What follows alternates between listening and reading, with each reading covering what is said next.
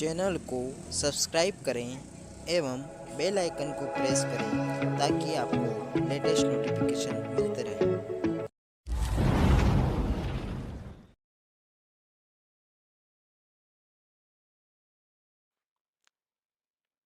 नमस्कार साथियों।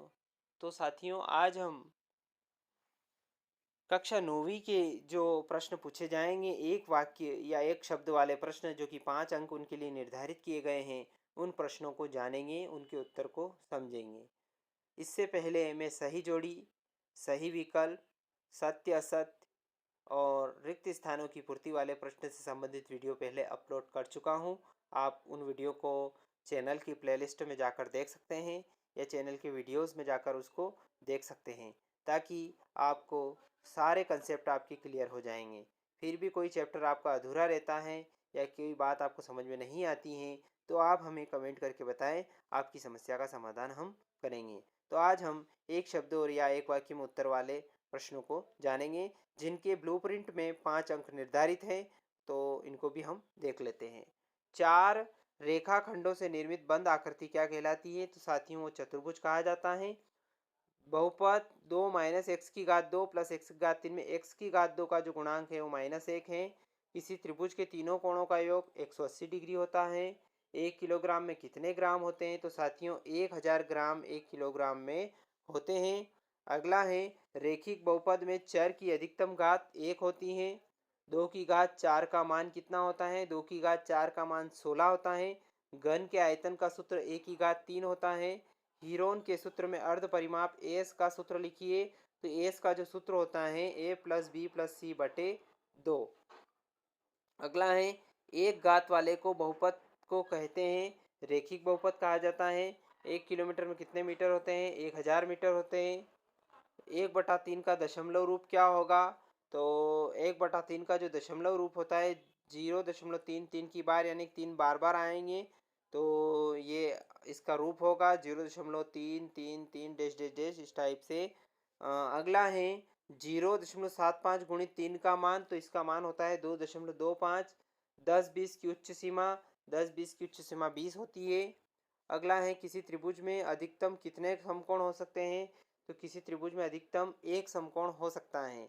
वर्ग अंतराल 10-20 का माध्य मान क्या होगा? 10 और 20 का माध्य मान 15 होता है। इसके बाद अगला है 256.1/100 का मान होगा, तो इसका मान होगा 2.561। किसी चतुर्भुज में कितने शीर्ष होते हैं? 4 शीर्ष होते हैं।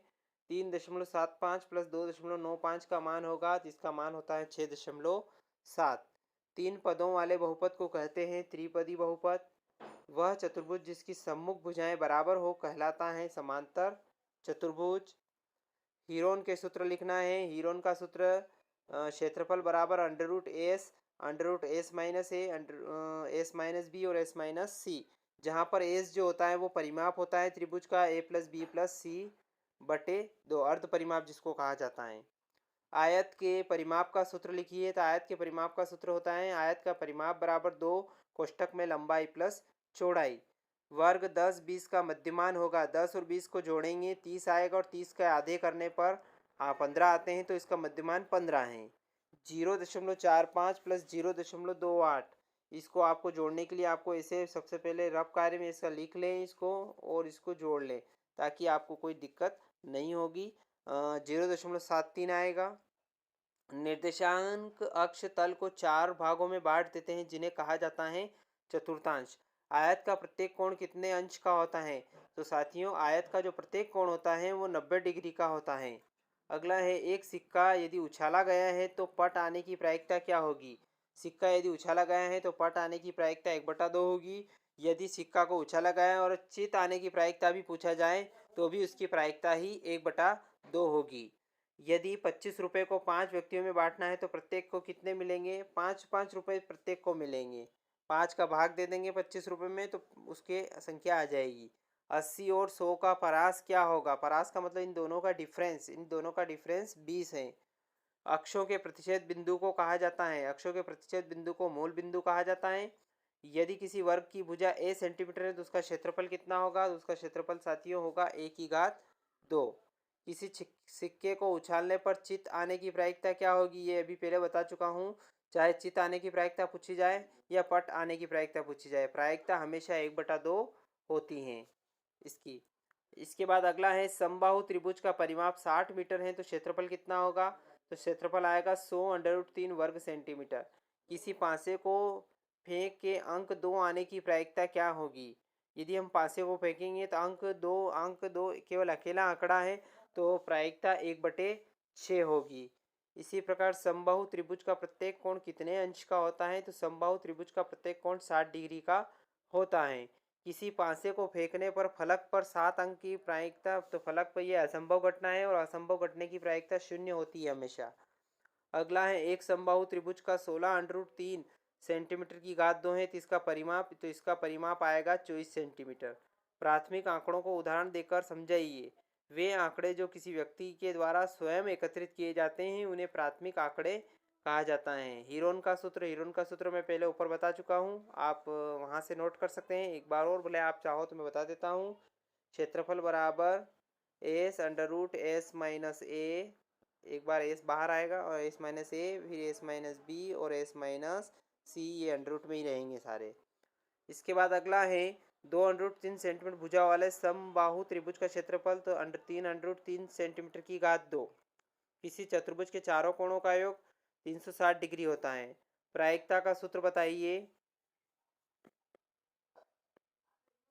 तो प्रायिकता का सूत्र जो है, किसी घटना की प्रायिकता बराबर उस दिन के अनुकूल परिणामों की संख्या बटे कुल परिणामों की संख्या है। किसी घटना घटित होने की संभावनाओं का परिणाम बोधक या संख्यात्मक निरूपण क्या कहलाता है, तो संख्यात्मक निरूपण प्रायिकता कहलाता है। अगला है अब इसके बाद हमारे पास प्रश्न आ चुके हैं जिनको हम तैयारी करना है। दिहाड़ी पर काम करने वाले मजदूर की एक दिन की आय 625 रुपये, तो बताइए सितंबर की आय कितनी होगी।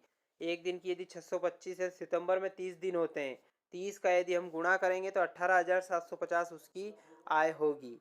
अगला है शोभा के पास 30 बटन हैं, करीम को 15 भाग और जावेद को 1/3 भाग दिया जाए तो शोभा का निकालेंगे। सबसे पहले 30 का 1/5 करेंगे तो 6 बटन, सॉरी शोभा के पास 30 बटन है, करीम का 1/5 6 बटन, जावेद का 3/3 भाग है, 30 का 1/3 करे 10 बटन। तो शोभा के पास बटन कितने हैं, 30 में से 6 घटाएंगे 10 घटाएंगे, ऐसे करके 14 बटन उसके पास रहेंगे। करीम के पास 6 बटन, जावेद के पास 10 बटन रहेंगे। तीसरा महत्वपूर्ण प्रश्न है 576 किताबों को डिब्बों में पैक करना है। अगर एक डिब्बे में 24 किताबें आती हैं तो कितने डिब्बों की ज़रूरत पड़ेगी। एक डिब्बे में 24 आती है तो 576 में हम भाग देंगे 24 का, तो लगभग 24 डिब्बों की आवश्यकता होगी और 24 डिब्बों को में वो किताबें आ जाएगी। चौथा प्रश्न है महत्वपूर्ण प्रश्न, राम को 9वीं की वार्षिक परीक्षा में 600 में से 480 अंक प्राप्त हुए हैं तो राम को कितने, तो ऐसी कंडीशन में पूर्णांक को जो है जितना प्राप्तांक है ऊपर आ जाएगा, पूर्णांक नीचे आ जाएगा और 100 का गुणा करना है, इसमें भाग देंगे तो लगभग 80% उसमें आ जाएगा। पांचवा प्रश्न और जान लेते हैं हम इसमें। रोहन के पास कुल 560 कंचे हैं, यदि रोहन उन कंचों को अपने 8 दोस्तों में बराबर बांटता है तो बताइए कितने। कुछ नहीं करना है, 560 में आपको 8 का भाग देंगे तो 8 का भाग देंगे तो 70 कंचे प्रत्येक दोस्त को बांटे जाएंगे। तो साथियों ये जो गणित के महत्वपूर्ण एक वाक्य वाले और एक शब्द वाले प्रश्न मैंने आपको समझाने का प्रयास किया है। आशा करता हूँ कि मेरा एक छोटा सा प्रयास आपके लिए मददगार साबित होगा। इसी तारतम्य में एक बार और आपसे निवेदन है, यदि आपने अभी तक चैनल को सब्सक्राइब नहीं किया है तो आप चैनल को सब्सक्राइब कर लें, बेल आइकन को प्रेस कर लें ताकि आने वाले वीडियो के नोटिफिकेशन आपको मिलते रहेंगे। साथ ही साथ वीडियो को ज़्यादा से ज़्यादा अपने मित्रों साथियों या अपने जितने भी ग्रुप हैं उसमें शेयर करते रहें और कोई समस्या हो सवाल की तो आप कमेंट करके हमें बताएं, अगले वीडियो में आपकी समस्या का समाधान हम करेंगे। तब तक के लिए बहुत बहुत धन्यवाद। जय हिंद, जय भारत।